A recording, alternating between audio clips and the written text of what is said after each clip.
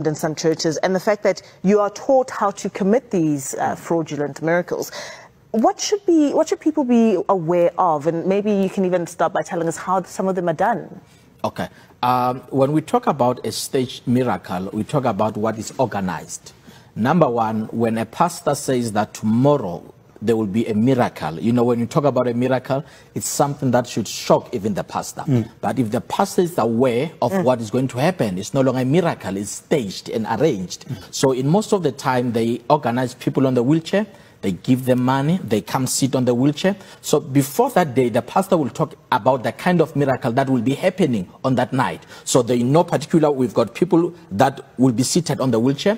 And we also have this stage miracle of miracle money. Usually before the church starts, they call people who are in the church to come on the stage for what we call a chain prayer. And while you are here, some of the ushers, remember, the pastor does not work alone. It's a mafia, it's a syndicate in the church. So they work with the ushers, they work with those, the car guards outside. So once people are here in front, those ushers, they will insert money in people's bags as we are praying, closing our eyes. Now, when the prophet comes on stage, he says, there's a miracle money, check your bags. Once you open your bag, you will see the money and you don't know where that money comes from. It was arranged. In other instead, they collect information. Once you sit in the church, those ushers ask you, where do you come from? What's your name? What's troubling you? So they collect information, they send it through WhatsApp to their pastor. So that is the reason why most of these cult pastors, they come to church late, because they have to receive data first, the data that they will use to prophesy people.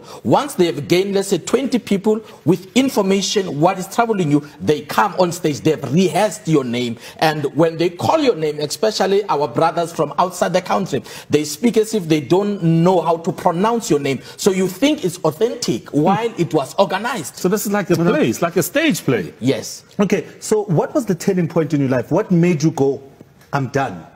My background as a pastor's kid who looked up to his father, who have been in the ministry all along, being authentic to God, it became a voice that spoke to me and said, this is not the kind of life that you should live, because once you have joined, you are living a secret life. You are in a secret society. You hide things. Yes. In your book, Church Mafia, you also speak about keeping all of this a secret from your wife, the congregation, apparently your wife not really buying into this dark way. I mean, take us through that moment, that part of your life as well.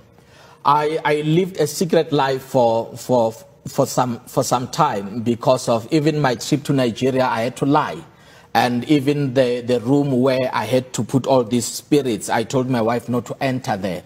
Before I go to church Saturday night, I have to go into those spirits, to speak to those altars. So all along, I lived a secretful life. But there are others, they join with their wives these days. What was in that room that you hid in your house?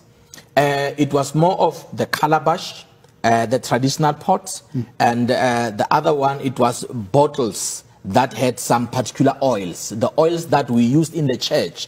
That is where you take this oil, then you mix with other oils, so that whosoever that will use the oil, they will remember you and they will be hooked up to your church. One question that really sticks out for me is, what is your biggest regret in all of this?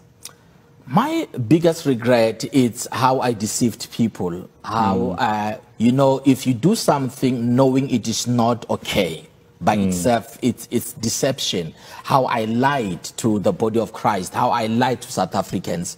And that is the biggest regret. But on top of that, I said to myself, I will be a voice to warn others. And even the same people that I have deceived, I had an opportunity to go back to them and close the church and tell them, you need to go and look for the true church. Okay, and where can people get the book, Pastor? The book, people, they can get it online. It's available. Maponya Mall is available. Exclusive books is also available, and also on social media. Thank you so much, Pastor, for coming through and sharing your knowledge with us. Thank you so much. Appreciate it. Thank you. And that's how we wrap up tonight's show of Trend.